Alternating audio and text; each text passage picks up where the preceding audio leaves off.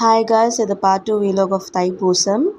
சரி, திருப்பரங்குன்றம் நல்லபடியாக பார்த்தாச்சுன்னு சொல்லிட்டு பழமுதிர் சோலை போகலாம் அப்படின்னு வந்தோம். ஆனால் நாங்கள் பஸ்ஸில் ஏறி வர்றதுக்கே பார்த்திங்கன்னா டிக்கெட் எடுக்கிறதுக்கே எங்களுக்கு 1.5 மணி நேரம் ஆயிடுச்சு. கீழே பார்த்திங்கன்னா அவ்வளோ நேரம் ஆயிடுச்சு, அவ்வளோ கூட்டம் பஸ்ஸில் ஏறி வர்றதுக்கு 10 ரூபா டிக்கெட் கொடுத்து. சரின்னு ஒரு வழியாக மேலே வந்துட்டோம். மேலே பார்த்திங்கன்னா கூட்டம் இருந்தாலுமே டக்கு டக்குன்னு தான் போச்சு. காலையில் நாங்கள் வந்ததுனால அழகாக அலங்காரம் பண்ணியிருந்தாங்க. ஆனால் உள்ளே பார்த்தீங்கன்னா சாமி கூட நின்று பார்த்துடலாம் போல் இருக்குது. ஆனால் கீழே நாங்கள் வெயிட் பண்ணிகிட்டு இருந்த அந்த 1.5 மணி நேரம் தான் கடுப்பாக இருந்தது. மேலே நின்றுட்டு இருந்த க்யூ கூட பார்த்திங்கன்னா டக்கு டக்குன்னு தான் போச்சு. அந்தளவுக்கு ஒன்றும் நிற்கலை. நாங்கள் சாமி பார்த்துட்டு வெளியே வர்றதுக்கே ஒரு 3:30 ஆயிடுச்சு.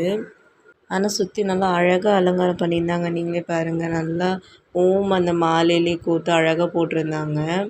உள்ளேயும் பார்த்தீங்கன்னா நல்லா டெக்கரேஷன் சூப்பராக பண்ணியிருந்தாங்க. பட் வீடியோ எடுக்க முடியாது அப்படின்றதுனால நான் எதுவும் பண்ணலை. சாமியை நாங்கள் பார்த்ததே அவ்வளோ ஒரு வைபாக இருந்தது. கீழே நாங்கள் பஸ்ஸுக்காக வெயிட் பண்ணது, அதுக்கப்புறம் மேலே ஏறி வந்தது, அந்த ஒரு கஷ்டமே எங்களுக்கு எல்லாமே சாமியை பார்த்த உடனேயுமே பார்த்திங்கன்னா பறந்து போயிடுச்சு. சந்நிதி பக்கத்துலேயே பார்த்திங்கன்னா ஏதோ நல்லா அழகாக அலங்காரம் பண்ணி வச்சுருந்தாங்க. சரி, அதனால் வீடியோ எடுத்துகிட்டு இருந்தேன். சரி, கொஞ்ச நேரம் கழிச்சு பார்த்தா எங்கடா இங்கேருந்து கடையை காணோம் அப்படிங்கிற மாதிரி, எங்கடா இங்கே இருக்க பூவை காணோன்ற மாதிரி எல்லாம் கொத்தாக பிடிக்கிட்டு போயிட்டாங்க. 10 நிமிஷம் கூட அந்த அலங்காரம் இல்லை.